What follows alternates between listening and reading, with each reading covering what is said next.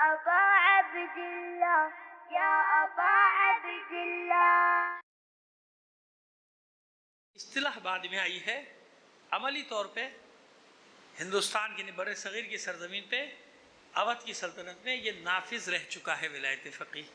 نام اب آ گیا ولایت فقیہ کا. سمجھ میں آ گئی بات. اصطلاحات انقلاب لے کر آتے ہیں. جب انقلابات آتے ہیں نا تو وہ اپنے ساتھ اصطلاحات لے کر آتے ہیں. مثلا دیکھیے قرآن مجید میں ارشاد ہوا ان ھذا لفی صحف الاولی صحف ابراہیم و موسیٰ.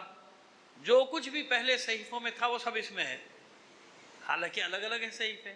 یعنی جو بھی دین تھا یہ سب ایک ہی دین ہے سارا, لیکن الگ الگ ہے نا زمانے کے حساب سے. مثلا جناب آدم علیہ السلام مسلمان ہیں نا, ان کے بیٹے جناب شیس مسلمان ہیں, جناب ادریس مسلمان ہیں, جناب نوح مسلمان ہیں. لیکن ایک موقع ایک مقام آتا ہے کہ جناب ابراہیم فرماتے ہیں انا اول المسلمین, میں پہلا مسلمان ہوں. تو اس سے پہلے کیا تھا؟ نہیں. بات یہ کہ اصطلاح مسلمان کی یعنی اللہ کا حکم ہے کہ آپ بیان کر دو, ہے سب وہی. نشو نما کے ساتھ یعنی معاشرہ جیسے جیسے ترقی کرتا ہے اصطلاحات ویسے ویسے نافذ ہوتی چلی جاتی ہے. ایسے ہی ہے نا. اور پھر دعا موجود ہے جناب ابراہیم علیہ السلام کی, ربنا وجعلنا مسلمین لک ومن ذریتنا امۃ مسلمۃ لک.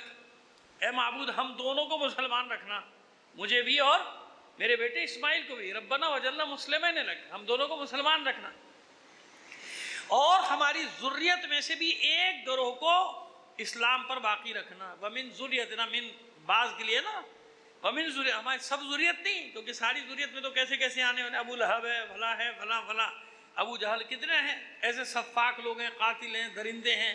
تو جناب ابراہیم جانتے نا کہ کیسے کیسے آئیں گے. لہذا آپ نے قید لگا دی تھی ومن ذریتنا امتن, میری ذریت میں سے ایک گروہ. ومن ذریتنا امتن, ایک گروہ, ایک حصہ میری ذریت میں کیا ہونا چاہیے؟ مسلمتن لک, وہ بھی تیرے اسلام پر باقی ہو, ایک ذریت جو ہے باقی رہے. لہٰذا یہ سب سے بڑی دلیل ہے حضور کے آباء و اجداد کے ایمان پہ, جس میں ہم نے میرا خیال 12-13 سال پہلے یہاں عشرہ پڑھا تھا. اس کا عنوان ہی یہی تھا کہ ایمان اجداد پیغمبر. صلوات بھیجیے محمد آل محمد پر. ٹھیک ہے نا جناب. تو اب سمجھ میں کہ اصطلاحات آتی. کہیں قرآن میں کسی پیغمبر کے ساتھ ہے وہ کہتا ہے کہ انا اول المومنین, یا نہیں بھی کہا تو مومن کہا, کہ مومن بندہ ہے. قرآن نے بھی ان کو کہا میرے مومن بندے, یہ میرے مومن بندے, یہ میرے مومن بندے. ایسے ہی ہے نا, جیسے جناب نوح کے لیے ارشاد ہوا تھا. ایک صلوات بھیجیے محمد و آل محمد پر.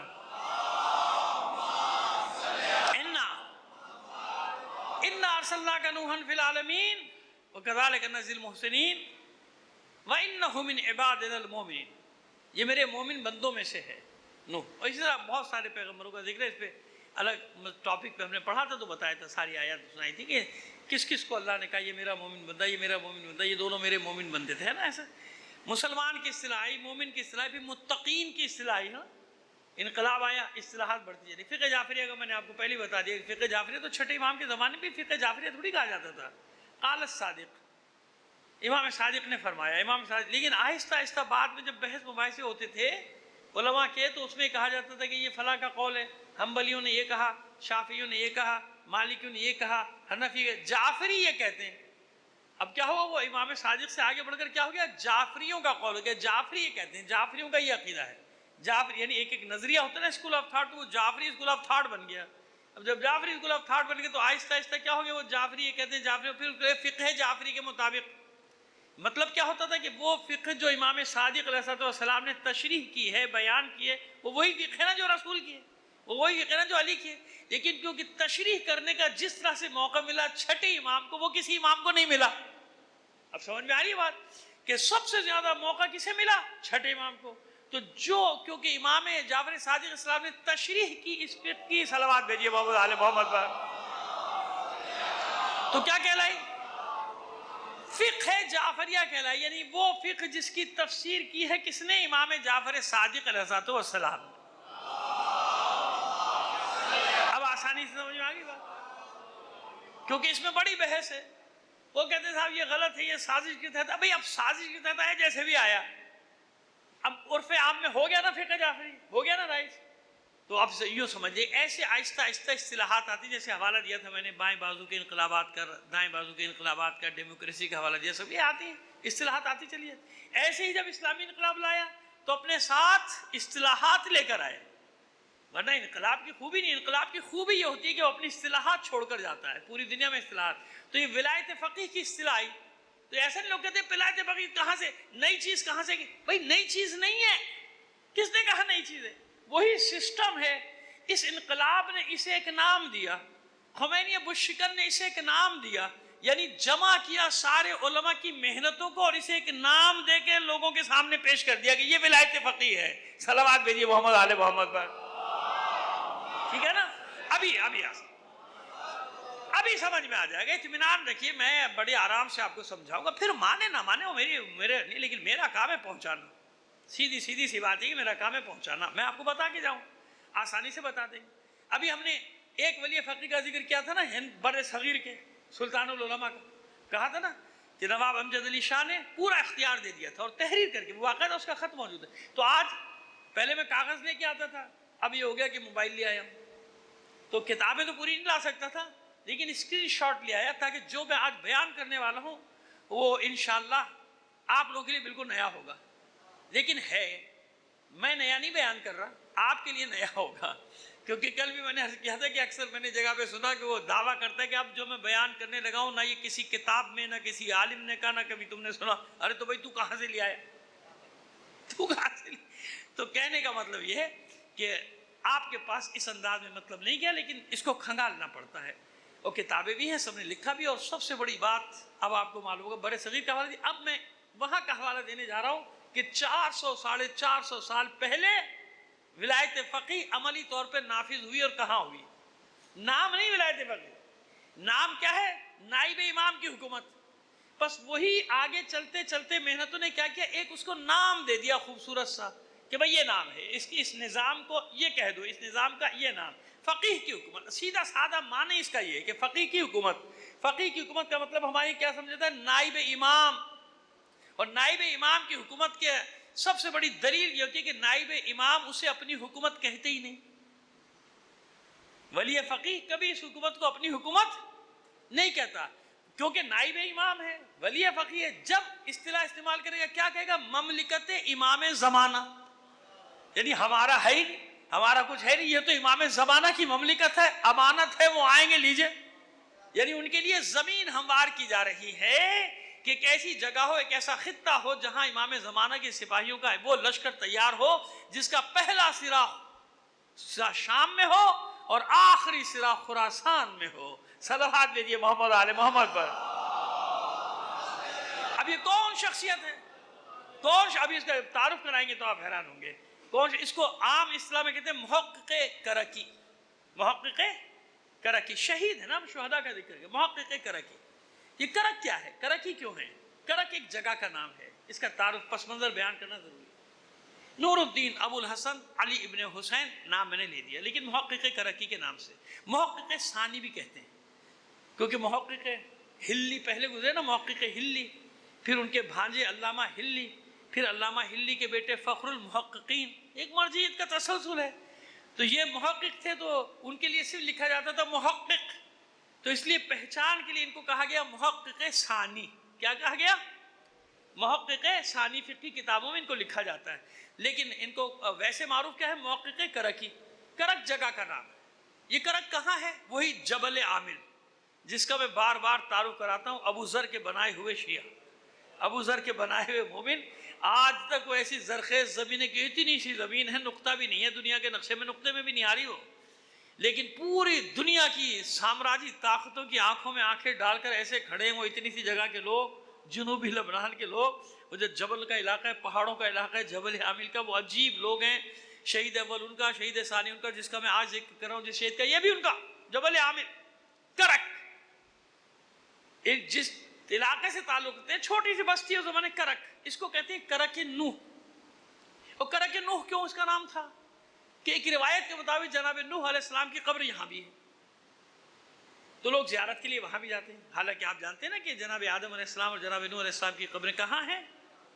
نجف اشرف میں. لیکن روایات، وہی میں کہتا ہوں کہ لوگوں کو کہتا ہوں کہ اتنی جلدی فیصلے نہ کیا کرو، یاد رکھو کہ روایات ہیں.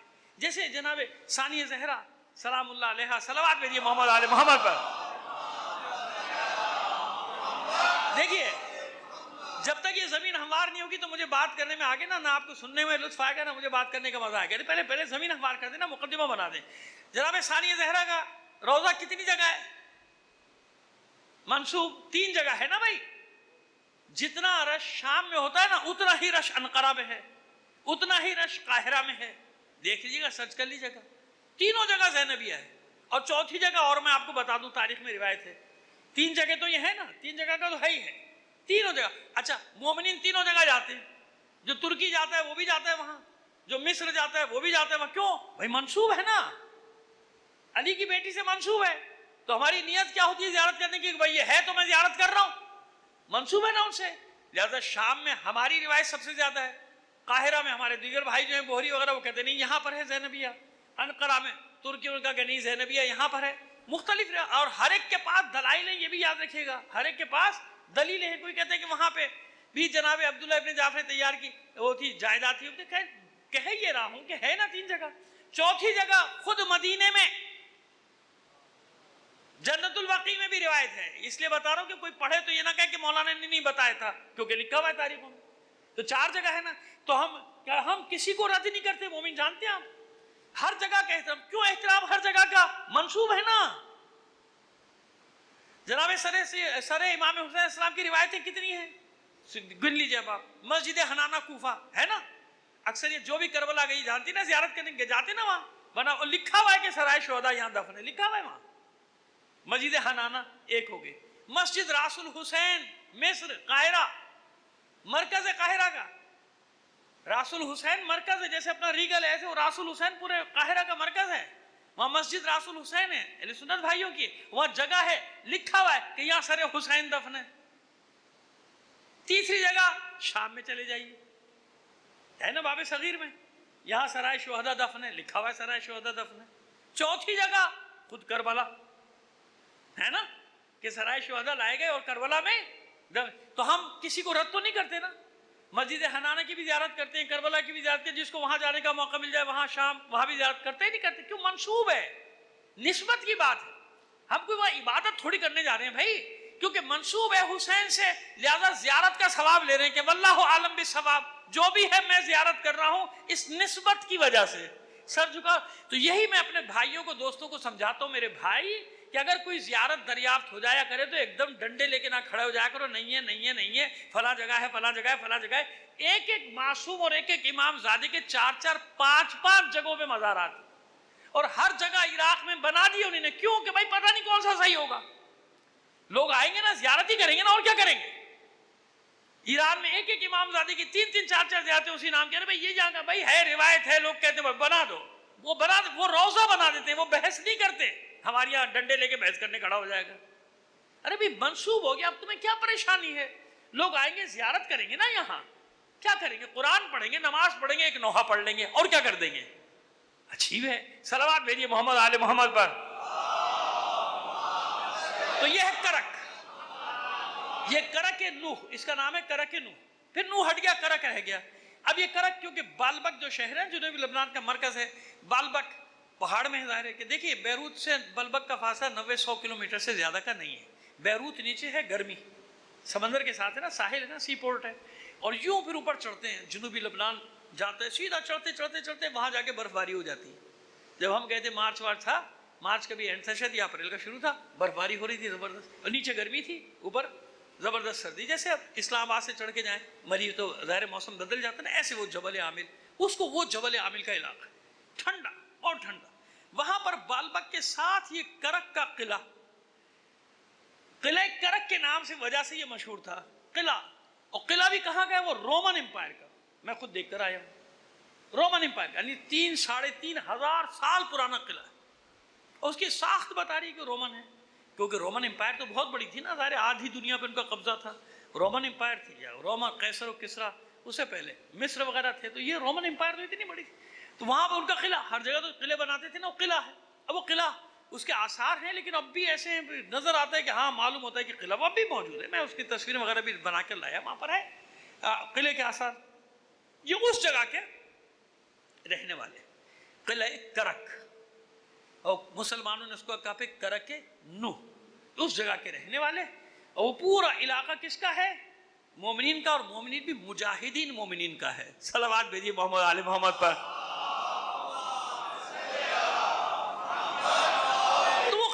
آثار ابھی موجود، اس جگہ کے رہنے والے تھے محقق کرکی، ان کا پورا خاندان علماء کا خاندان، سارا علماء کا خاندان، لیکن یہ اپنے دور کے نابغہ بنے۔ ایسے ابھی میں بتاؤں گا کہ میں جو بات کر رہا ہوں اس کے دلائل آپ کو جب دوں گا تو پھر آپ حیرت کریں گے کہ القابات، علامہ امینی اگر کسی کو لقب دے دینا تو بہت بڑی بات ہے۔ علامہ امینی پچھلی صدی کے، میں نے پہلے بھی عرض کیا تھا کہ 2 محقق ہیں جن کی ٹکر پہ کوئی آنے کی کوشش ہی نہیں کرتا، ایک علامہ امینی ہے، ایک علامہ مرتضیٰ عسکری، جنہوں نے فسانہ عبداللہ ابن سبا وغیرہ کتابیں، بڑی مشہور کتابیں، ان کی کتابیں لکھی، اردو ترجمے بھی ہو گئے بہت ساری کتابیں۔ مرتضیٰ عسکری محقق دونوں، اس سے بڑا کوئی محقق پچھلی صدی میں گزرے ہی نہیں، ان دونوں سے بڑا کوئی آدمی نہیں گزرا۔ علامہ امینی پہلے تھے، اس کے بعد پھر یہ علامہ مرتضیٰ عسکری۔ یہ کیوں بتا رہا ہوں؟ ہمارے لوگوں کو معلوم نہیں، اتنے قابل ہیں، سمجھتے ہیں کسی نے کوئی کام ہی نہیں کیا، نہ پڑھتے ہیں، معذرت کے ساتھ ان کی باتیں کر رہا ہوں جو اعتراض کی زبانیں کھولتے ہیں، نہ پڑھتے ہو نہ لکھتے ہو، پتہ کچھ ہے نہیں، مراجع کو کیا پتا، مجتہد کو کیا پتا۔ آج بھی جو دفاع کیا ہے نا علامہ امینی نے غدیر میں، ہزاروں سال کے لیے وہ دفاع کافی ہے۔ اتنی دلیلیں مومنین کو دے گئے، شیعوں کو دے گئے کہ پڑھو تو صحیح ان کو، علماء پڑھتے ہیں تو بات کرتے ہیں نا۔ اس طرح مرتضیٰ عسکری نے عبداللہ ابن سبا کا جو آپریشن کیا ہے کہ ہے ہی نہیں، کردار نہیں، اور ایسا کیا کہ جس کو ہم نے وہ کتاب دی اس نے سر جھکا دیا، کہتا ہے آپ کی بات صحیح ہے، یہ جھوٹا افسانہ گڑھا گیا تشیع کے خلاف۔ تو جو تشیع کا دفاع کر رہے ہیں اپنے خون سے، اور دفاع کر رہے ہیں اپنی بڑی بڑی کتابیں، اپنی ضد سانس، کہتے ہیں کہ سانسوں سے زیادہ وہ ہوتے ہیں لفظ لکھ کے چلے گئے، اوپر زبانیں کھولتے ہیں، کچھ حیا نہیں۔ پہلے ان کا کام تو دیکھو، پوری دنیا سے مقابلہ کر رہے ہیں، پوری دنیا سے، یہ نہیں کہ کوئی اپنے ملک کا، تشیع کو بچا رہے ہیں، تشیع کا دفاع کر رہے ہیں، اور اسی جرمے میں مارے جا رہے ہیں، ٹارگٹ کلنگ ہو رہی ہے، قتل کیے جا رہے ہیں، قتل کیا گیا۔ تو محقق کرکی اس زمانے کا اپنے دور کا نابغہ، یعنی جس سے بھی بڑے عالم کا نام پوچھا جاتا تھا وہ کہتا تھا محقق کرکی، محقق کرکی۔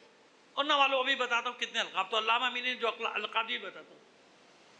اصل کیا مسئلہ ہے؟ اصل مسئلہ ہے کہ طہماسپ صفوی خاندان کا بادشاہ ایک ہی انسان کا بچہ تھا، یعنی بہترین انسان تھا، ورنہ بادشاہ کہاں انسان ہوتے ہیں، ان کا جو بھی ہوتا ہے سب ان کا تخت ہوتا ہے نا، تخت و تاج، اس کے آگے کچھ نہیں دیکھتے۔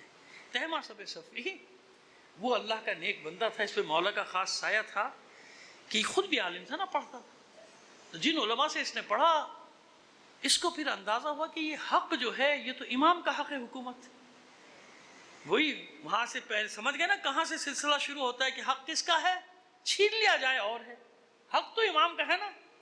وہاں سے پھر دلائل ملے اس کو، ملتے پھر یہ جو ہمارا عقیدہ، اصل عقیدہ حق راسی ہوا کہ امام کی غیر موجودگی میں نائب امام کو اختیار ہے حکم جاری کرنے کا، اسی لیے حاکم شرع کہلاتا ہے نا مراجع۔ آپ حکم شرع کس سے لیں گے؟ وزیر اعظم سے لیں گے یا مجتہد سے لیں گے؟ بتا دیجیے کسے لیں گے؟ اسی کو کہتے ہیں حاکم شرع۔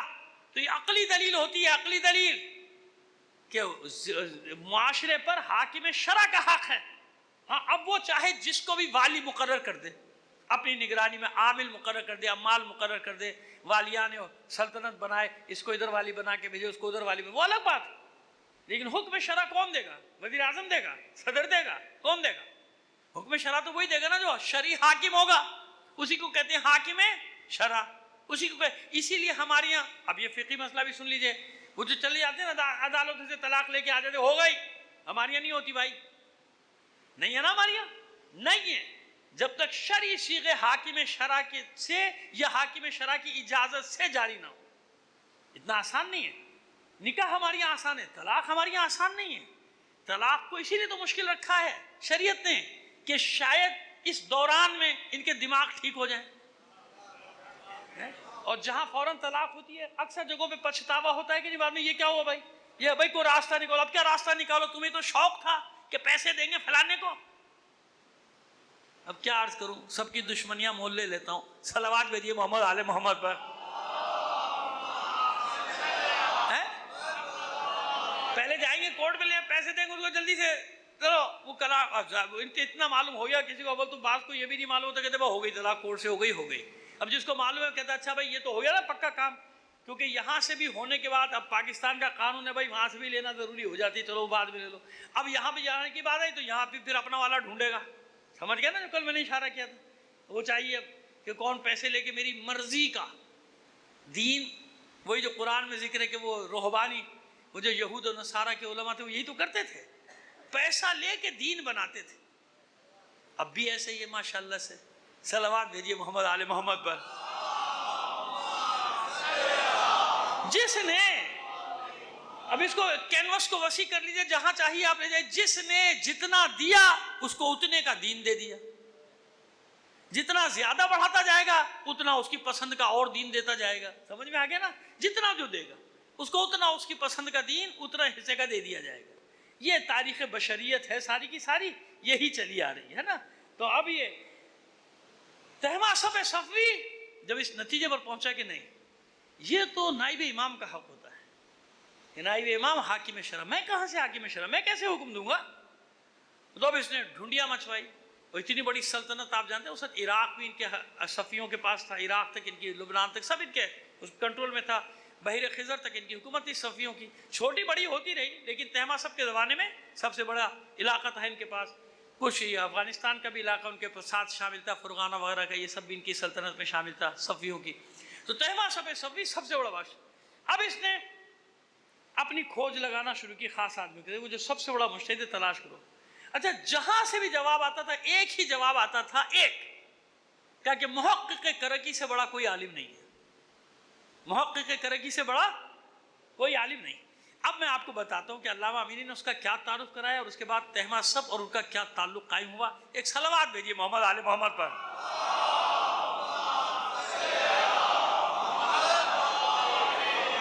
یہ دیکھیں جناب، وہ تو نام تو میں آپ کو بتایا چکا، نور الدین ابو الحسن علی ابن حسین، اور پھر ان کا پورا شجرہ ہے، اس کو چھوڑیے۔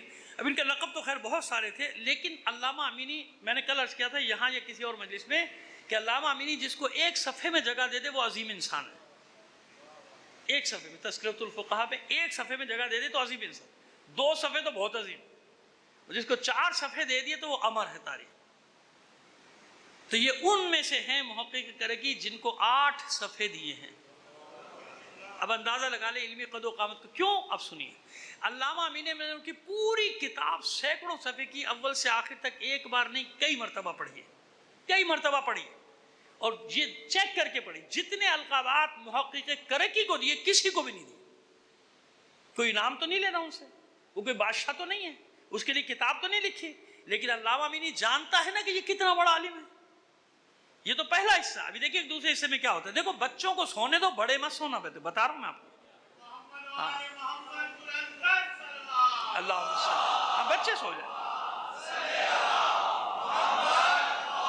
ہاں یہ جو معصوم بچے نا، یہ بالکل ان کو ظاہر ہے بے اختیار ہے نا، ان کو جہاں نیند آئے، میں خود یہ کہتا ہوں بچوں کو مت چھیڑے نا، ان کو چھیڑ کے اٹھائے، سونے دیں، یہ بھی ثواب ہے، سو رہے ہیں نا سونے دیں، خود نہیں سویا بچے کی آڑ میں کہ بچہ سو رہا ہے چلو میں بھی آنکھ جھپک لوں، نہیں، پھر میرے لیے مشکل ہو جائے گی نا، میں یہاں بیٹھا ہوں اوپر سے دیکھ رہا ہوں آپ کو۔ صلوات بھیجیے محمد آل محمد پر۔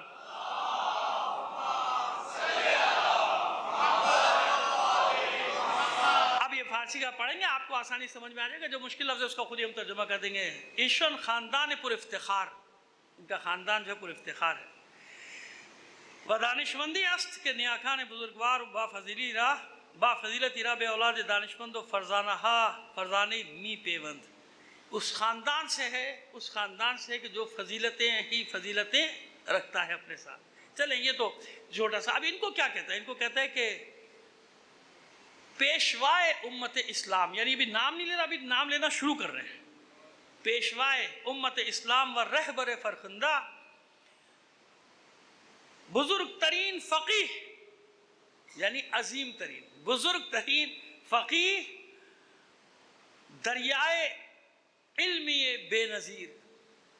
دریا کسے کہتے ہیں فارسی میں؟ دریا کو نہیں کہتے، دریا کو فارسی میں کہتے، دریا کا معنی ہے سمندر، یاد رکھیے، دریائے عرب یعنی بحر عرب، سمجھ آئے؟ دریا کہتے ہیں وہ سمندر کو، جیسے دریائے خضر، تو لوگ سمجھتے ہیں دریا نہیں ہے، وہ بحر خضر ہے، بحر خضر ہے کیسپین سی۔ دریا کو کہتے ہیں وہ رود خانہ، اور یہ اقبال نے بھی اپنی شاعری میں رود خانہ وغیرہ کا لفظ استعمال کیا ہے کافی حد تک، کیونکہ فارسی بھی اس کے زیادہ کلام آتا ہے، تو رود خانہ اس نے لکھا ہے۔ تو رود خانہ کہتے ہیں دریا کو، اور دریا کہتے ہیں سمندر کو، کہ دریائے علم بے نظیر یعنی بے مثال علم کا سمندر۔ یہ بھی القابات لکھے جا رہے ہیں خالی ان کے۔ فقیہ ہو دریائے علم بے نظیر، خردمند شہیر و صاحب فضل کثیر، جناب کہتے ہیں بے دعوت شاہ طہماسب صفوی از جنوب لبنان بے ایران آمد نور الدین ابو الحسن علی بن الحسین بن عبد العالی ابن اہلی جبل عامل و شہر کے کرک، کرک رے پہ زبر ہے، شہر کے کرک درسر خیش معروف بود بے شیخ علائی و مولائے مروج و محقق ثانی۔ یہ اتنے آدھے صفحے میں انہوں نے تعارف لکھا ہے محقق کرک کی۔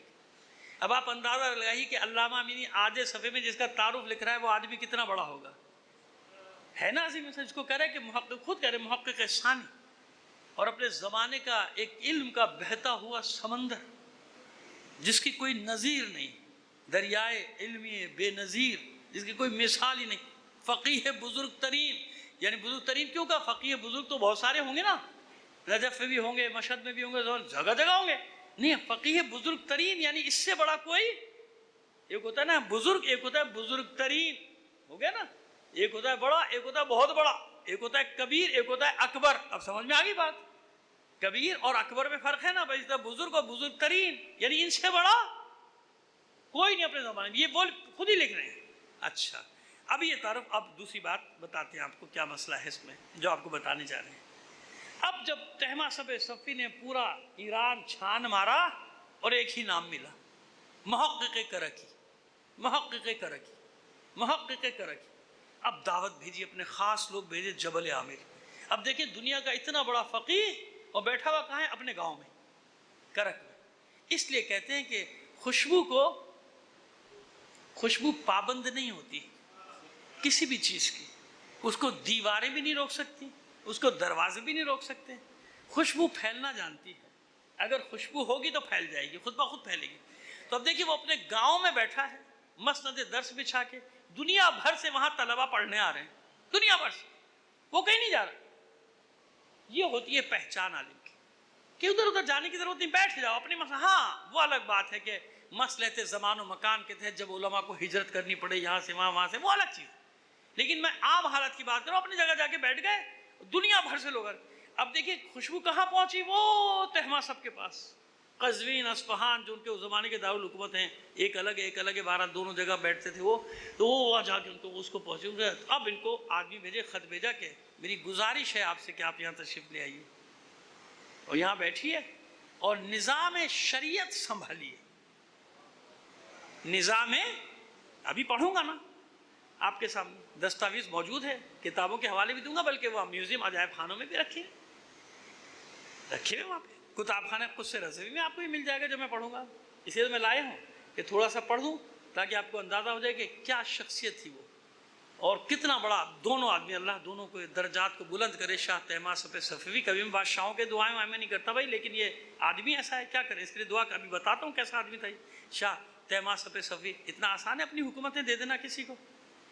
آسان ہے کیا؟ نہیں، اس کا تھا، جانتا تھا کہ یہی حق ہے امام زمانہ مجھ، اس کو یہ فکر ہوتی تھی کہ امام زمانہ مجھ سے راضی ہو جائے، میرا امام مجھ سے راضی ہو جائے، راضی فکر ہوتی کہ یہ اپنا لیڈر راضی ہو جائے۔ اب کیا بتاؤں کون کون راضی ہو جائے، کس کس کو راضی کرنے کے چکر میں دین کا بیڑا غرق کر دیتے ہیں، بے ضمیر ہو جاتے ہیں، دین بیچ ڈالتے ہیں ذرا سے مفاد کے لیے۔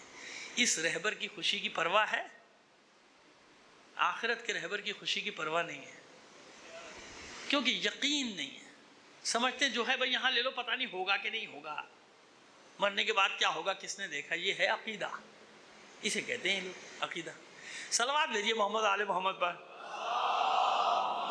خیر، محقق کرکی نے مشورہ بھی کیا، استخارہ بھی کیا، استشارہ بھی کیا، استخارہ بھی کیا، آ گیا، یہ آ گیا، ہجرت کر کے پہنچ گئے۔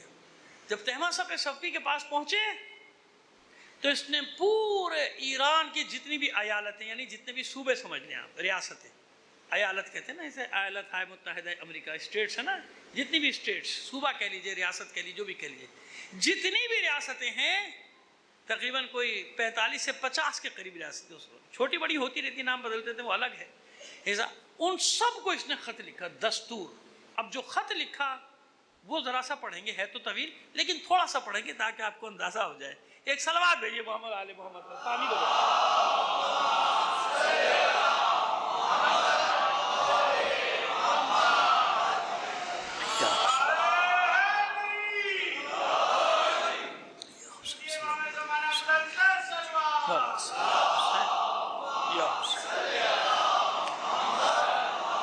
پہلے تو اس کا عقیدہ آپ کو نظر آ جائے گا پہلی جملے میں، پھر آپ کو اندازہ ہوگا کہ کیسا بادشاہ ہوگا جس کا، دیکھیے ہم تو آج یہ سب کہتے ہیں نا، وہ اس وقت کہہ رہا ہے، آج سے 450 سال پہلے خط لکھتا ہے۔ اچھا اس کا حوالہ میں نے علامہ امینی کا تو دے ہی دیا، اور پھر انہوں نے ریاض العلماء، یہ کچھ کتاب خانے کچھ میں بھی کتاب موجود ہے، اور مستدرک، یہ ساری کتابیں موجود ہیں، ان میں سے 2 میرے پاس بھی ہیں، میرے گھر پہ ہیں، جبھی تو میں اسکرین شاٹ لایا ہوں، ورنہ کہاں سے لاتا؟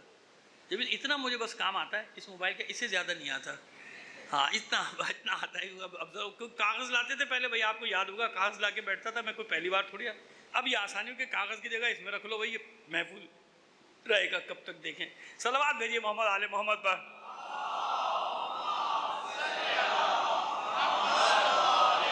اب پہلے تو یہ دیکھیے آپ اس کا عقیدہ دیکھیے، آغاز بھی کرا بسم اللہ الرحمن الرحیم، یہ لکھا اس نے، اب آگے کیا لکھتا ہے؟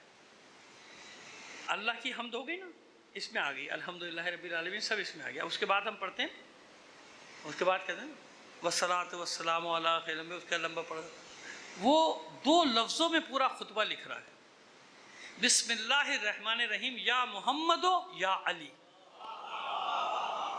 یقین مانے میں نے جب پڑھا میری آنکھوں میں خوشی کے آنسو آ گئے کہ بادشاہوں میں کوئی تو بادشاہ ایسا تھا واقعی جس کو کہو کہ بادشاہ ہے، جس کو لگتا ہے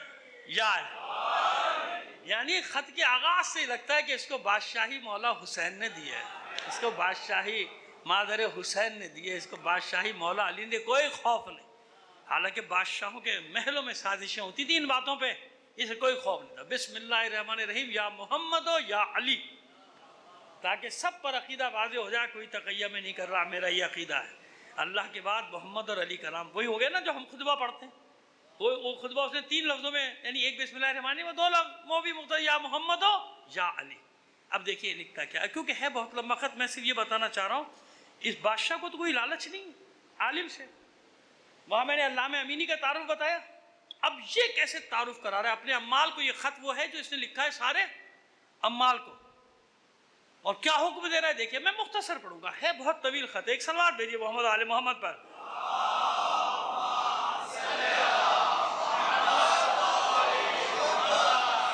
کافی تفصیلات لکھ کے اس میں لکھا، اوپر یہ لکھا ہے کہ یہ فرمان ہے بادشاہ کی طرف سے، ایسے ایسے ایسے سے، اور ہم اس وقت جس زمانے میں ہیں، یہ مقدمات ظہور آفتاب عدالت کا زمانہ ہے، یعنی وہ مقدمات فراہم کر رہا ہے، اور واقعی اس نے مقدمات فراہم کی، یہ زمانہ ہے۔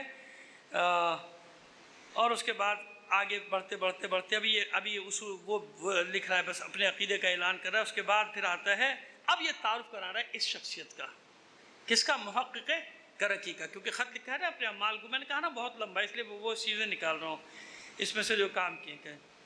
کہتا ہے کہ بس اس زمانے میں جو کثیر الفیضان ہے، اب یہاں سے شروع کرا ہے، پہلا لقب اس نے لکھا کثیر الفیضان، جو سب سے زیادہ فیضان پہنچانے والا ہے، اور عالی مرتبت خاتم المجتہدین، یعنی جس پہ اجتہاد کا خاتمہ ہو گیا۔ اب یہ لقب لکھ رہا ہے کس کے لیے؟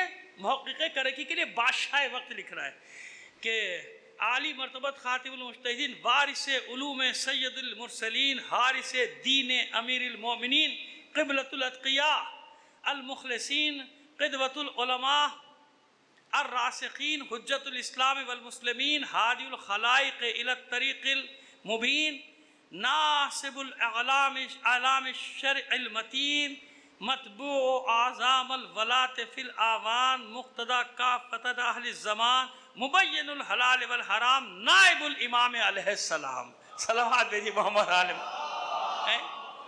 ایسا لگ رہا ہے کہ کوئی پاکستان میں اپنی مجلس کا پمفلٹ لکھ رہا ہے، اس کا بس نہیں چل رہا کہ کیا سے کیا بنا دے، ہے نا، کیا سے کیا بنا دے جس کو اس نے بلایا ہے اس کو۔ القابات، اب دیکھا القابات کسے کہتے ہیں؟ مجلس میں مجمع اور القابات کا عادی ایسا ہو جاتا ہے، مولوی اپنے لیے کہہ دوں بھائی دوسرا برا مان جائے گا، آپ ایسا عادی بنا دیتے ہیں مجھے القابات کے، اگر ایک لقب بھی کم لکھا مجلس نہیں پڑھوں گا، پوسٹر دیکھ کے واپس چلا جاؤں گا۔ کیوں بھائی واپس کیوں چلے گئے؟ تم نے میرا پورا نام ہی نہیں لکھا، فلاں لقب تو رہ گیا تھا، وہ لقب تم نے لکھا نہیں، ہے نا۔ یہ ہیں لقب کے بیمار، یہ ہے ہمارے ہوس کے شاہکار۔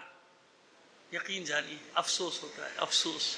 وہ ایک ہمارے شبیر نجفی صاحب اللہ مقام ہوتے نا، انتقال ہو گیا، بہت دست بہت حافظ تھے، ہزاروں حدیثوں کے حافظ، ہر بات میں ایک حدیث پیش کر دیتے، اتنا بڑا آدمی تھا شبیر نجفی صاحب قبلہ اللہ مقام ہو، تو بہت بڑے عالم تھے۔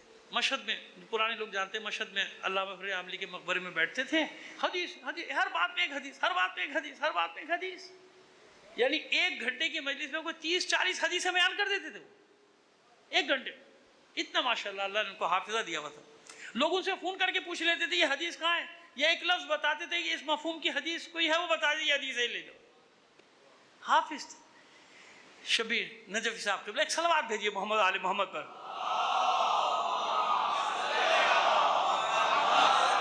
تو وہ ایک جگہ کا نام نہیں لیں گے، پھر وہی مسئلہ آ جاتا ہے، لوگ ناراض ہو جاتے ہیں، تو وہ مجلس پڑھنے جاتے ہیں، ان کے پاس جب ان کا پوسٹر آیا تو وہ حیران پریشان کہ کیا ہے، ایک لقب یقین مانے وہ تھا جو حضور کا تھا، کہ رہے بدبختوں نے یہ لقب میرے نام کے ساتھ لگا دیا، صاحب المشرقین اور پتہ نہیں کیا کیا کیا، یعنی اتنے بڑے جاہل ہوتے ہیں کہ ان کو یہ بھی نہیں ہوتا کہ یہ لکھ کیا رہا ہوں میں ان کے ساتھ، لقب کیا لگا رہا ہوں، بس شہرت شہرت شہرت۔ ایسے نہیں ہوتا، ایسے نہیں کرتے۔ اب ہمارے ساتھ بڑا مسئلہ ہوتا ہے، منع کرتے ہیں، ایک لفظ کے پر ہم نے تشریح معلوم ہوا، ہمارا کہیں سے ایک اشتہار آیا، اس کے پر لکھا ہوا ہے وکیل آل محمد، مجھے لکھا ہوا ہے، اب میں دوسرے کی تو بات کیا کروں، مجھے لکھا ہوا ہے۔ وہ لوگ جب یہ پڑھتے ہیں مجھے فون کرتے ہیں آپ تو اتنی مخالفت کر دی تو آپ کے نام کے ساتھ، تو میں کیا کروں، لگا ہوا ہے تو میں نے تھوڑی لگایا۔ وہ جو اتفاق سے اب واٹس ایپ کا دور آ گیا، وہ بچے کے پاس آیا، مجھے کہا بھائی یہ آپ کا اشتہار ہے وکیل عالم، جانتے ہو؟ اچھا ابھی لکھا ہوتا ہے، آپ کو سمجھا رہا ہوں، بانیان ازا تک کاش سب تک میری بات پہنچ جائے۔ کسے کہتے ہیں وکیل آل محمد؟ وکیل کی ضرورت کس کو ہوتی ہے؟ جو اپنا مقدمہ نہیں لڑ سکتا۔ ہم وکیل کرتے ہیں نا، ہم وکیل کرتے ہیں کیونکہ ہم نہیں لڑ سکتے۔ خدا کے بندو لکھ کیا رہے ہو؟ قرآن مجید میں پروردگار وکیل بنتا ہے، نہیں بنتا؟ کفا باللہ وکیلا، مت گھبراؤ اللہ تمہارا وکیل ہے۔ اللہ کی بندو خدا کا خوف کرو، وکیل آل محمد وکیل، یعنی وکیل آل محمد کیس لڑنے کے لیے تجھے بلا رہے ہیں، تو اپنی علمی قد و کاٹھ دیکھ، اپنی اوقات دیکھ، اور یہ لقب دیکھ۔ لیکن شہرت کو ہوس ختم ہی نہیں ہو رہی۔ بقول ہمارے ساتھی انتقال فرما گئے آپ کے، اب تو ان کا نام لے سکتا ہوں، تعریف لے رہا ہوں، آپ کو ان کو برا بھلا یوں نہیں کہے گا، وہ دنیا میں ہے ہی نہیں، کرے گا کیا؟ ہمارے مرحوم آل محمد رضوی صاحب، پروردگار ان کو کروٹ کروٹ جنت نصیب کرے، بہت قابل، بہت پڑھا لکھا آدمی تھا، میرا بہت ہمدرد، میرا غم گسار، میرا دوست، میرا ساتھی، آج تک اس کی کبھی محسوس کرتا ہوں کیونکہ پڑھے لکھے بہت۔ تو وہ کہتے تھے بعض لوگ کو نا شہرت کے شوق ہوتا ہے، ہوس ہوتی ہے، کہتے کچھ لوگ کہتے ہیں ان کو شہرت کا ہیضہ ہو گیا ہے۔ تو خدا کو مان، کون سے لقب لگا رہے ہو؟ کیا ہو کیا گیا تم لوگوں کو؟ کچھ سوچا تو کرو کہ پڑھا لکھا آدمی نہیں ہے جو تمہیں مشورہ دے کہ یہ نہ لکھو۔ وکیل آل محمد، آل محمد اس کو وکیل بنا رہے ہیں، تو کیس لڑ ہمارا بھائی۔ عجیب ہے، توہین کرتے ہو، لیکن کون سنے گا؟ الٹا مجھے گالیاں دیں گے۔ وہ اس وکیل کی اب کیا کریں گے؟ تعویل کریں گے، میری بات سنیں گے نا اگر تو مجھے گالیاں دینے کے لیے تعویل کریں گے، وکیل سے مراد یہ نہیں، وکیل سے مراد یوں ہے، ایسے ایسے معنی بتائیں گے کہ میں بھی سر پکڑ کے بیٹھ جاؤں گا۔ تو یہ معنی کہاں سے لے آیا؟ صلوات بھیجیے محمد آل محمد پر۔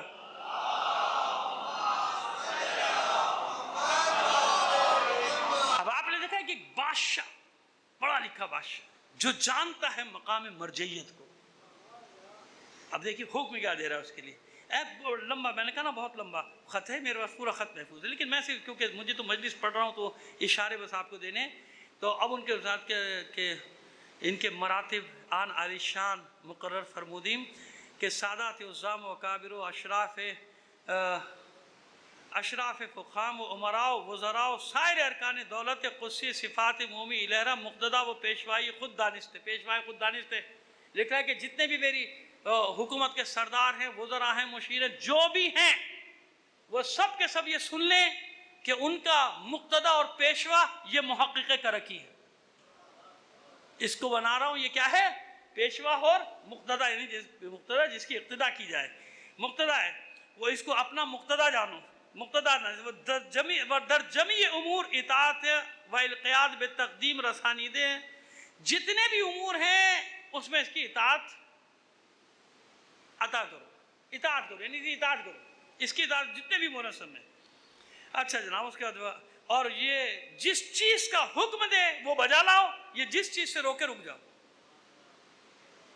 جس چیز سے نہیں کرے اسے تم رک جاؤ۔ اور ہر کسرہ متصدیان امور شریعہ ممالک محروسہ و عساکر منصورہ عزل نمایت معزول، جس کو بھی حکومت میں سے کسی بھی عہدے سے یہ معزول کر دے وہ معزول، اور جس کو نصب کر دے وہ نصب ہو گیا، اور اس کے لیے کسی اور چیز کی ضرورت نہیں ہے۔ سند دیگری محتاج ندارت، سند دیگری یہ جملہ کیوں لکھا ہے تاکہ جب یہ معزول کر دے تو میرے پاس کوئی مت آنا، جو اس نے کر دیا سو، جس کو نصب کر دیا نصب کر دیا، جس کو معزول کر دیا معزول کر دیا۔ پھر آخری جملہ لکھتا ہے کہ اس وقت تک معزول رہے گا وہ شخص جب تک یہ دوبارہ نصب نہ کر دے، اگر یہ نصب کر دے تو ٹھیک، ورنہ وہ معزول شمار کیا جائے گا۔ اس کے آگے پھر وہ ساری چیزیں اور تفصیل سے زکوٰۃ و یہ جتنے احکام ہیں سب لکھ رہا ہے۔ کیوں؟ یعنی کیا بتا رہا ہے کہ اصل حکومت کا حق ہے فقیہ کو، میں اجرا کروں گا، یہ ہے ولایت فقیہ عملی صورت۔ تو عملی صورت میں اس سرزمین میں یہاں ایک کا ذکر کیا، ایک کا وہاں ذکر کر کے آپ کو بتا رہا ہوں، اور بھی دو چار، کہ یہ ولایت فقیہ کی وہ عملی صورت کہ جو محقق کرکی کے دور میں ان کے ہاتھوں پیش آئی۔ اب جب یہ ولایت فقیہ سامنے آئے گی، اب سنیے معاملہ کہ شہید کیوں کیا گیا، اتنا آسان ہے آگے بڑھنا۔ امام رضا علیہ السلام، صلوات بھیجیے محمد آل محمد پر۔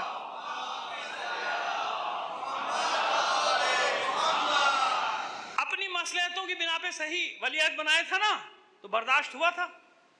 بنی عباس سے نہیں نا، سازشیں شروع کر دی تھی نا، کہ یہ کیا ہوا، کیوں فکر کیا تھی، حکومت ہمارے ہاتھ سے گئی، ان کے ہاتھ میں چلی جائے گی، ایسے ہی ہے نا، حکومت کا خطرہ تھا، اب ہمارے ہاتھ سے حکومت چلی گئی، لہذا سازشیں کی، شہید کروایا۔ اچھا آئیے بنی امیہ خوش کر دیں، ذرا بنی امیہ کو خوش کر دیں، خوش تو نہیں ہوں گے وہ، لیکن کرنے کی کوشش کرتے ہیں۔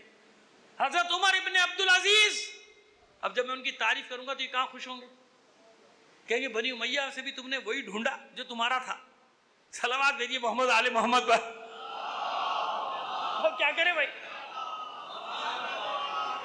ہم تو ہر جگہ سے چھانٹ چھانٹ کے نکال لیتے ہیں، کیونکہ ہم اس کے ماننے والے ہیں جس نے یزید کے لشکر سے چھانٹ کے نکال لیا تھا، ہے نا۔ صلوات بھیجیے محمد آل محمد پر۔ کیا کرے بھائی، نکالا تھا نا، تو ہمیں اس کے ماننے ہیں، تو ہم تو چھانٹ چھانٹ کے نکالتے۔ تو حضرت عمر ابن عبدالعزیز رضی اللہ تعالیٰ عنہ، میں تو کہوں گا، اب کسی کو اچھا لگے یا برا لگے، بنی امیہ کا ہے بھائی، وہ پورا شجرہ پڑھ دوں۔ عمر ابن عبدالعزیز ابن مروان، مروان کی پوتے کی تعریف ہم سے سنو، تمہیں کیا معلوم، یہ تو کرتے بھی نہیں اس کی تعریف۔ صلوات بھیجیے محمد آل محمد پر۔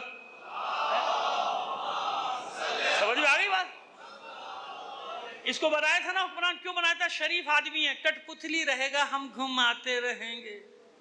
آج کی کہانی تھوڑی ہے، ہمیشہ کی ہے، کٹ پتلی تلاش کرو بٹھا دو، دوسری کٹ پتلیاں ناچتی رہیں گی، جب تک ان کا نمبر نہیں آ جائے گا چیخیں گے، نمبر آ جائے گا سیدھے۔ ایسے ہی ہے نا، ہم ایسے سسٹم میں رہتے ہیں، کیا کریں، آگے اس سے بھی جان چھٹنے کی بھی فی الحال تو کوئی امید نظر نہیں آتی، وہ مزے لیتے رہیے، دیکھتے رہیے کیا کیا ہو رہا ہے ابھی، کیا کیا ہوگا۔ تو وہ عمر ابن عبدالعزیز کو بیچارے کو خلیفہ بنایا کہ شریف آدمی ہے، کٹ پتلی بنے گا، کیونکہ اس سے پہلے والا سلیمان ابن عبد الملک اپنی تمام خون آشامیوں کے ساتھ نکل گیا، واصل جہنم ہو گیا۔ کیا ہو گیا، واصل، ہاں ان کو کہہ سکتے ہیں نا، یہ تابعین میں بھی نہیں ہے، ان کا کوئی رشتہ دار ابھی فی الحال نکل کے آنے والا نہیں، اور کسی آگے زمانے میں کوئی آ جائے تو میں نہیں کہہ سکتا، ابھی فی الحال کوئی نہیں آئے گا اس کے لیے، ان ملونوں کے لیے بھی کوئی رشتہ دار بن کے نہیں آئے گا، اگرچہ ہیں ہمیں معلوم ہے۔ صلوات بھیجیے محمد آل محمد پر۔ تو اب آئیے جلدی جلدی چلیں، بس گھڑی کو دیکھ رہا ہوں میں, گھڑی پہ میری نظریں جلدی سے سمیٹ رہا ہوں. تو دیکھیے کیا کیا, 2.5 سال میں بیچارے کو مار دیا نا, قتل کر دوں گا. یہ کیا ہوا؟ کیونکہ اس نے آتے ہی فدق واپس, تبرہ بند, سب و شتم بند, اور خطبے میں نام شامل کروا دیا کہ نام شامل کرو. جب علی کا رسول کا بھائی ہے, رسول کے نواسے ہیں, حسن حسین کا نام شامل کرو. اور علی میاں نے کہا یہ کیا ہوا؟ دشمنی علی پر تو حکومت قائم ہے, بنیاد ہی دشمنی علی ہے, یہ کیا ہوا؟ مار دیا, قتل کر دیا. پھر دوسرا آگے بیٹھ گیا نا دوسرا آگے.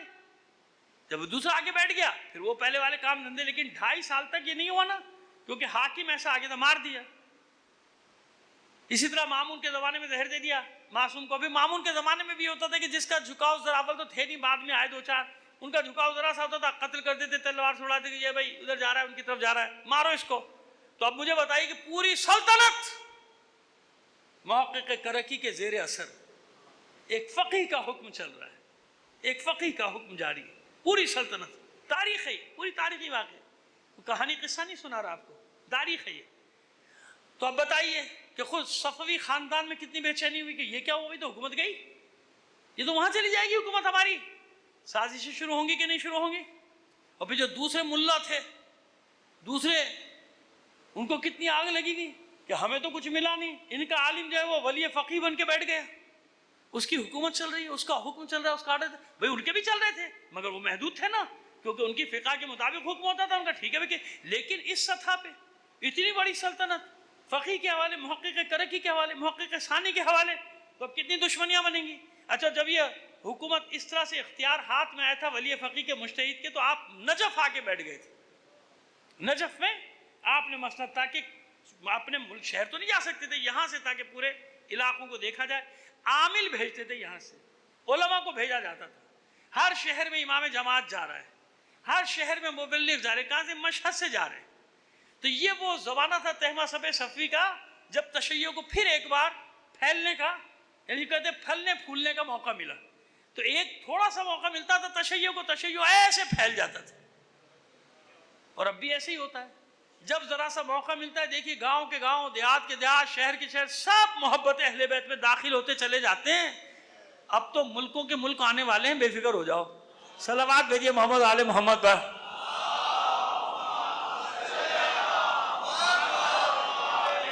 تو کہاں جینے دیتے محقق کرکی کو؟ لہذا درباریوں نے اور عسکریوں نے, یعنی لشکریوں نے, اور دیگر علماء نے, فقہاء نے مل کر سازش تیار کی. اگر محقق کرکی رہا تو علماء نے صفیوں کو یہ باغ دکھایا, تو حکومت تمہارے خاندان سے گئی. یہ تو بھائی ان کا, تم تو کٹ پتلیاں رہو گے, تو چلا نہیں ہے. وہاں سے شہزادے شامل ہوئے, وزیر شامل ہوئے, لشکریوں کو شامل کیا گیا کہ تم پر مولوی حکم چلا رہا ہے, بھائی یہ کیا ہو رہا ہے؟ تمہارے فیصلے مولوی کر رہا ہے, تمہارے احکام مولوی جاری کر رہا ہے, نہیں چلے گا. دیگر علماء بھی آگے میدان میں کہ بھئی یہ تو ہماری دکانیں بند ہو گئیں. جو کچھ ہے محقق کرکی, محقق کرکی, محقق کرکی. محقق کرکی کو اندازہ ہو گیا تھا, لیکن اس عرصے میں یہ اتنے شاگردوں کا ایک لشکر, کل پتہ نہیں یہاں یا آل ابا میں نے بتایا تھا کہ یہ اتنا بڑا آدمی ہے کہ شیخ توسی کے بعد سب سے زیادہ مجتہدین محقق کرکی نے تیار کیے, سب سے زیادہ شاگرد بھی اور مجتہدین. کیوں؟ ضرورت ہے نا, معاشرے کو ضرورت تھی اور موقع بھی مل گیا تھا. لہذا کیا کیا گیا؟ دعوت میں بلایا گیا اور زہر دے کے اس مجاہد کو, اس نابغہ دہر کو, اپنے زمانے کا نابغہ, کوئی تھا ہی نہیں, اور آگے بھی 2 صدی تک کوئی اس ٹکر کا, محقق کرکی کے ٹکر کا کوئی آیا نہیں. ان کو اس طرح سے زہر دے کر شہید کر کے راستے سے ہٹایا گیا, کیونکہ جانتے تھے کہ اگر یہ رہا تو جو بچے کچھ علاقے نا وہ بھی گئے, وہ سب اہل بیت کے سلطنت بنتے چلے جائیں گے. تو اب سمجھ میں آ رہا ہے, یہ پہلی بار کچھ نہیں ہوا جو آپ سمجھ رہے ہیں. کل ایک صاحب نے سوال بھی کیا تھا نا ہم سے, اس کا جواب رہ گیا تھا. یہ سوال کیا تھا کہ بھئی یہ کیسے ہو سکتا ہے, حکومت تو امام زمانہ آ کے بنائیں گے, ان سے پہلے حکومت کیسے قائم ہوگی؟ ہمارا کام تو خالی انتظار کرنا نہیں, ہمارا کام خالی انتظار کرنا نہیں ہے. یہ کس نے کہہ دیا آپ سے؟ زمانے غیبت میں ہمارا کام ہے چراغ سے چراغ جلانا, زمانے غیبت میں ہمارا کام ہے تیاری کرنا, زمانے غیبت میں ہمارا کام ہے امام کے ظہور کے لیے زمین ہموار کرنا, زمان غیبت میں ہماری ذمہ داری ان بچوں کو بتانا کہ امام کو کیسا سپاہی چاہیے، ورنہ امام آ جائے گا ان کو تو پتہ ہی نہیں ہوگا، یہ تو اور ہی چکروں میں لگے ہوئے، انہیں کیا معلوم کیا کرنا ہے کیا نہیں کرنا۔ کہ ذمہ داری یہ زمان غیبت کی ذمہ داریاں ہیں، اس لیے اللہ نے اس کے ظہور سے پہلے یہ سنہرا دور دکھایا۔ اس کی مشکلات پہ نہ جاؤ، اس کے مصائب پہ نہ جاؤ۔ اللہ کی طرف سے جو مشکلات اور مصائب آتے ہیں ان کے پیچھے رحمت چھپی ہوتی ہے، اور رحمت کیا ہے؟ شعور دیکھو نا، شعور کس تیزی سے بڑھا، جوانوں کا، علماء کا، ملکوں کا۔ کیوں؟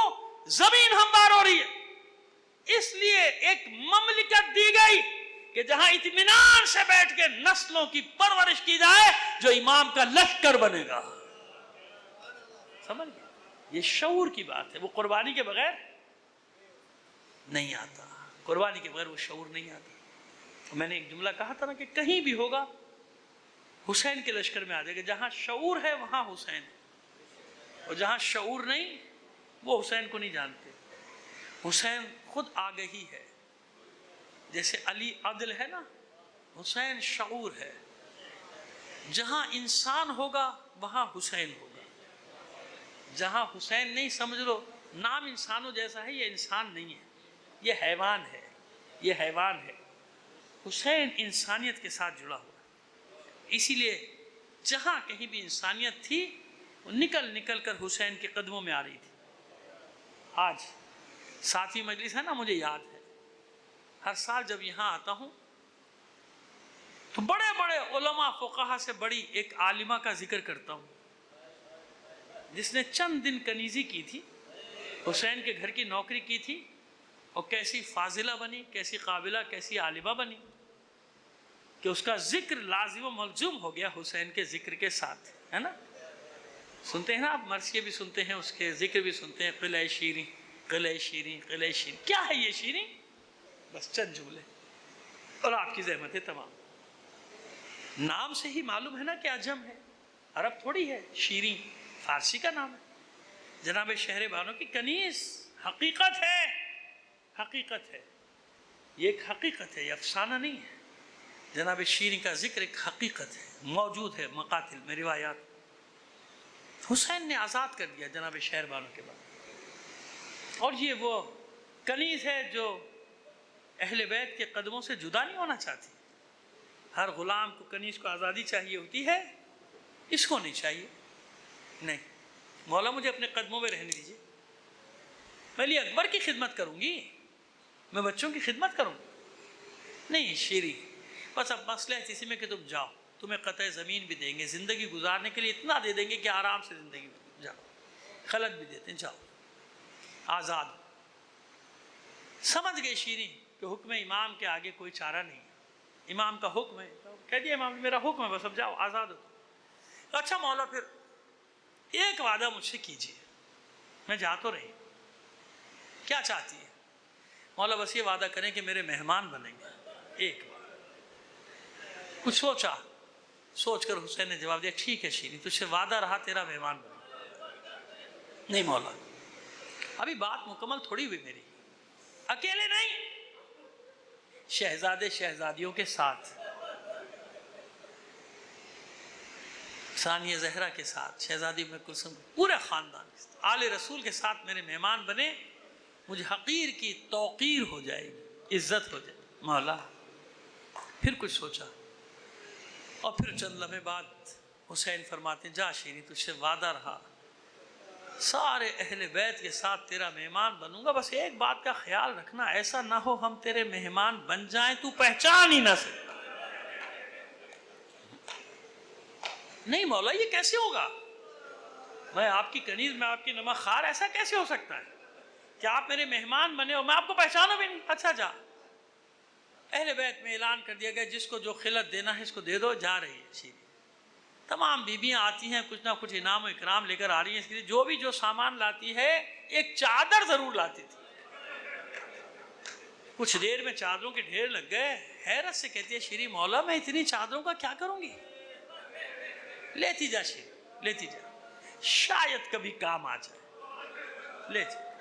چلی گئی شیریں، کوفے سے دور ایک بلند مقام پہ گھر بنا کے رہتی ہے، بلندی پہ گھر ہونے کی وجہ سے قلعہ شیریں مشہور ہو گیا، لیکن آس پاس کی بستیوں میں اس کی عزت بہت ہے۔ کیوں؟ سب جانتے ہیں کہ اس کی وجہ سے ایک نہ ایک دن آل رسول ہماری بستی میں مہمان بنے۔ اس نے بتایا ہے نا سب، حسین کی کنیز ہوں، حسین کا وعدہ ہے میرے گھر آئے گی۔ انتظار کر رہی ہے، دن مہینے سال بڑھتے گئے، بے چینی بھی بڑھتی گئی، آخر ایک خبر ملی کہ حسین نے مدینہ چھوڑ دیا۔ سمجھ گئی کہ میرا مولا عراق کی طرف آئے گا، کوفے کی طرف آئے گا۔ مکے پہنچے، خبر مل گئی، مکے سے واپس سفر شروع کیا، اب عراق کی طرف۔ اب یہ خبر آئی کہ حسین عراق کی طرف روانہ، اب یہ بستی میں دوڑ گئی، ایک ایک گھر میں جا رہی ہے، بتائے دیکھو میں نہ کہتی تھی میرا مولا حسین میرے گھر آئے گا، میرا مولا راستے میں، میری شہزادیاں بھی ساتھ ہیں، دعا کرو خیر سے میرا مہمان گھر آ جائے۔ پوری بستی میں استقبال کی تیاریاں، اور شیریں کا تو حال ہی احوال ہی کچھ اور ہے نا، اپنے گھر کو سجا رہی ہے۔ کیوں؟ یہ حجرہ حسین کا ہوگا میرے مولا، یہ حجرہ میری شہزادی ثانیہ زہرا کا، یہ حجرہ میری شہزادی ام کلثوم کا، یہ حجرہ میرے آقا عباس کا۔ ایسی سجا رہی ہم لوگ نہیں کرتے؟ جب بڑی تقریب، بڑے مہمانوں، رنگ و روغن، صفائی ستھرائی سب کر رہی، نئی مسندیں لگا دی، نئے متکئے لگا دیے، متکئے نہیں ہوئی، تکیے لگا دیے کہ گاؤ تکیے لگا دیے، ایک اچھا اچھا کر رہی۔ پھر کچھ عجیب خبریں آنا شروع ہوئی، لیکن شیریں کسی خبر پہ یقین نہیں کرتی۔ کیوں؟ وہ ایک بات جانتی ہے کہ میرے مولا کا وعدہ ہے، میرا مولا ضرور آئے گا۔ اب جب بے چینی بڑھی تو روز گھر سے نکلتی تھی، کوفے سے آنے والے راستے پہ بیٹھ جاتی تھی، ایک ایک قافلے کو دیکھتی تھی، اے معبود میرے مسافر کب آئیں گے، میرے مہمان کب آئیں گے۔ آخر ایک دن اسی طرح سورج غروب ہوا، تھکی ہاری واپس آئی، اندھیرا ہو گیا، قلعے کے دروازے بند ہوئے، اپنی خوابگاہ میں چلی گئی۔ تھوڑی دیر بعد خادم آئے، اور آنے کے بعد کہتے ہیں کہ قلعے کے دروازے پہ حاکم کا قافلہ آیا ہے، حاکم کے سپاہی آئے ہیں، کچھ باغیوں کے سر لے کر شام جا رہے ہیں، رات قلعے میں ٹھہرنا چاہتے ہیں، گزارنا چاہتے ہیں۔ ان کے ساتھ قیدیوں کی تعداد ہے جس پہ کثیر تعداد عورتوں اور بچوں کی، عورتوں بچوں کی، قیدیوں کی تعداد سنی تو اب یہ اٹھی، آئی دروازے پہ، کیا دیکھا کہ ہاں حاکم کے سپاہی ہیں، کچھ نیزے ہیں، ان پہ کچھ سر ہیں، ایک تو رات کی تاریکی، دوسرے وہ سر لہو میں ڈوبے ہوئے، تیسرے شیریں کو کوئی گمان بھی نہیں، لہذا نظریں ہٹائیں گے باغیوں کے سر ہوں گے۔ اب جو دوسری طرف دیکھا، ایک بیمار و لاغر جوان زنجیروں سے جکڑا، گلے میں طوق خاردار، سر جھکائے کھڑا۔ ترس آ گیا شیریں کو اس جوان کی حالت زار پہ۔ اب جو تیسرا منظر دیکھا، ناکوں پہ کچھ بیویاں، بچے، بیویوں کے سر کھلے ہوئے، ہاتھ پسے پشت بندھے ہوئے، اور بیویوں نے اپنے چہرے کا پردہ اپنے بالوں سے کیا ہے۔ شیریں کہتی ہے کوئی بہت ہی معزز خاندان ہے جس کی بیویوں نے اپنے چہرے کا پردہ اپنے بالوں سے کیا۔ کھلوا دیے دروازے، آؤ رات میرے قلعے میں گزارو۔ حجرے کھول دیے گئے، سارے شامی سپاہی، کوفے کے سپاہی ان حجروں میں چلے گئے۔ شیریں نے دیکھا کہ یہ قیدی عورتیں بچے صحن میں دیوار کے ساتھ لگ کے بیٹھ گئے۔ شیریں سمجھ گئی کہ ان پہ بڑا ظلم ہو رہا ہے، سیدھی سپاہیوں کے پاس گئی، جا کر کہتی ہے دیکھو میرا گھر ہے، کہیں نہیں جا سکتا، اگر اجازت دو کچھ کمرے حجرے ان کے لیے بھی کھول دو۔ کہا کہ ہاں ہمیں کوئی اعتراض نہیں، کھول دیں ان کے لیے، بٹھا دیں۔ جلدی سے کنیزوں سے کہا ان کے ہاتھ کھولو۔ کہتی ہے میں نے اجازت لے لی، آؤ میں حجرے کھلوا رہی ہوں، جب تک میرے گھر میں ہو جو خدمت ہو سکتی ہے کروں گی۔ تم قیدی ہو، میں نے اپنے مولا سے سنا ہے قیدیوں کو اذیت نہ دینا، قیدیوں کا تماشا نہ کرنا، قیدیوں کا مذاق مت اڑانا۔ آؤ وہ حجرے جو حسین کے لیے تیار کیے تھے، وہ حجرے जो ज़ैनब के लिए तैयार किया। वो हुजरे जो उम्मे कुलसूम, उम्मे लैला, उम्मे रबाब के थे, उसमें उन सब हुजरों में इन कैदी बीवियों को भेज दिया। कैदी है ना, बिठा दो इन हुजरों में। अब जब इतना मेहरबान पाए, अच्छा हुक्म भी दिया जल्दी से इनके लिए बेहतरीन ग़िज़ा बनाओ, ग़िज़ा तैयार करो। ना मालूम कब से इनको अच्छी ग़िज़ा नहीं मिली होगी, एहतिमाम करो, हुक्म दिया। एक कैदी बीबी ने इतना मेहरबान पाया, शीरी एक काम करेगी?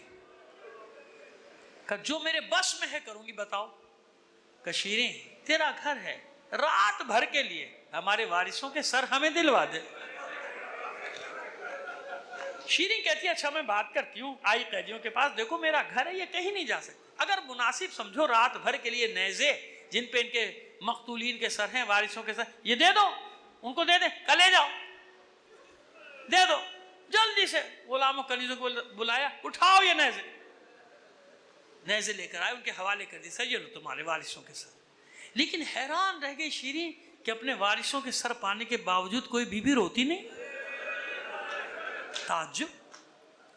जब वापस पलटने लगी तो फिर उसी बीबी ने आवाज दी, शीरी एक और काम करेगी, एक और बात मानेगी? कि देखो मैंने कहा ना जो मेरे बस में है मानूंगी। शीरी जब से ये कत्ल किए गए हमें रोने की इजाजत नहीं, इतनी इजाजत दे दे, तेरा घर है, आहिस्ता आहिस्ता रो ले। तड़प उठी शीरी, तड़प कर कहती जी भर के रो, जी भर के मातम करो, मेरा घर है, कोई पाबंदी नहीं था। और सुनो, जब अपने मक़तूलीन का मातम करना तो दुआ करना मेरी एक हाजत है पूरी हो जाए। उस बीवी ने दबी जबान से कहा, शीरी बताएगी, बताएगी क्या हाजत है? कहा हाँ हाँ क्यों नहीं, मेरा मौला हुसैन रास्ते में,